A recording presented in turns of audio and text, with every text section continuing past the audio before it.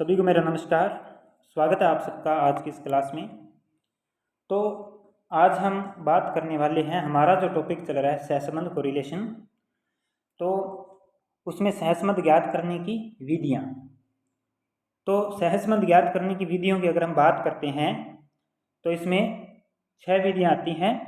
पहली है विक्षेप चित्र या बिंदु चित्र, दूसरी है बिंदु रेखीय विधि, फिर है कार्ल पियर्सन का सहसंबंध गुणांक, फिर है स्पीयरमैन की कोटि अंतर विधि, फिर है संगामी विचलन विधि और फिर है न्यूनतम वर्ग रीति।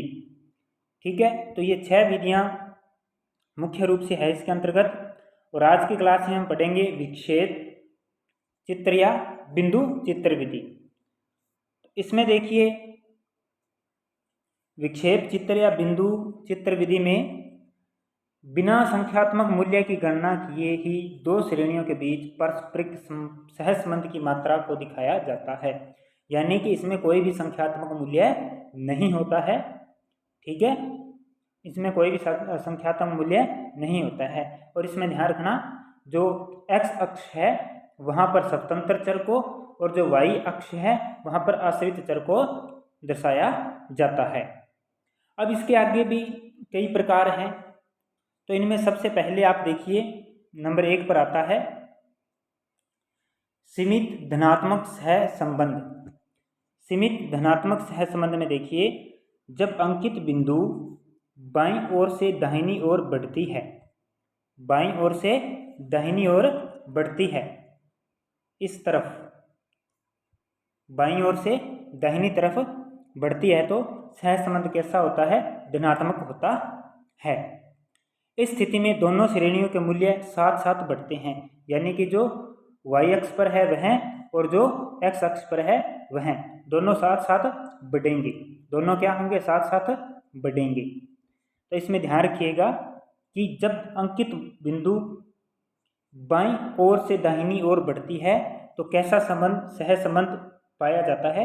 सीमित धनात्मक सहसंबंध की स्थिति होती है। ठीक है, इसके बाद में हम बात करते हैं आगे नेक्स्ट नंबर 2 पर।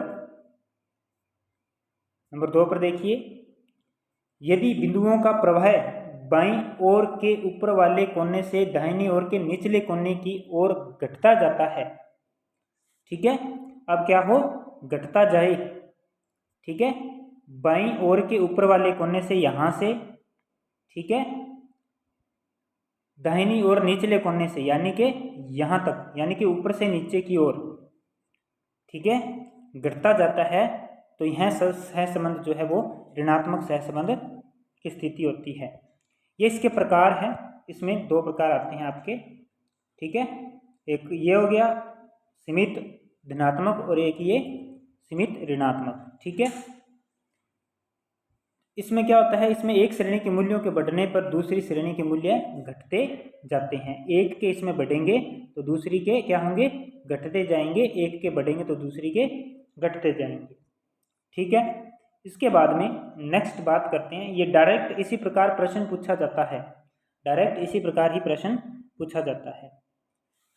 अब इसके बाद में सहसंबंध का अभाव। ठीक है, सहसंबंध का अभाव। देखिए, जो चित्र है उसमें जो बिंदु है वो चारों ओर बिखरे हों। चारों ओर क्या हो? बिंदु चारों ओर बिखरे हो। बिंदु चारों ओर क्या हो? बिखरे हों, तो दोनों श्रेणियों के चर मूल्यों में कोई सहसंबंध नहीं पाया जाता है। यानी कि यहाँ पर कोई भी सहसंबंध निर्धारित नहीं किया जाता है। ठीक है, उम्मीद कर रहा हूँ आपको समझ में आ रहा होगा। इसके बाद में बात करते हैं पूर्ण धनात्मक सहसंबंध। पूर्ण धनात्मक सहसंबंध, इसमें देखिए, यदि सभी बिंदु बाईं ओर के निचले कोने से दाहिनी ओर के ऊपरी वाले कोने तक एक सरल रेखा प्राप्त हो, यानी कि बाईं ओर के निचले कोने से, यानी कि यहाँ से निचले कोने से, ठीक है, दाहिनी ओर ऊपर वाले कोने तक, यानी कि यहाँ तक ये एक सरल रेखा बनाए। क्या बनाए? एक सरल रेखा जब बन जाए तो वहाँ पर जो है सहसंबंध का जो प्रकार है वो पूर्ण धनात्मक सहसंबंध होता है r बराबर +1।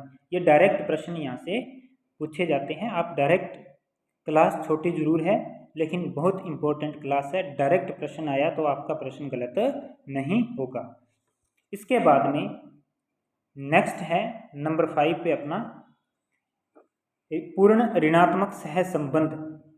पूर्ण ऋणात्मक सहसंबंध, इसमें देखिए जब सभी बिंदु ऊपर से नीचे की ओर एक सीधी रेखा प्राप्त हो, जब सभी बिंदु ऊपर से नीचे की ओर, ऊपर से नीचे की ओर इस तरफ, ठीक है, ऐसे हो तो ये पूर्ण ऋणात्मक सहसंबंध की स्थिति होती है r बराबर -1। ठीक है, तो ये हमने बात की है अब विक्षेप या बिंदु चित्र विधि की।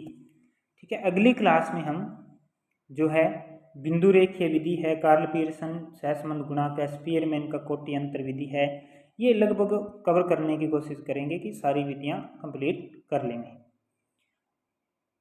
अगर आपने चैनल सब्सक्राइब नहीं किया तो चैनल सब्सक्राइब कर लीजिए, टेलीग्राम चैनल को ज्वाइन कर लीजिए।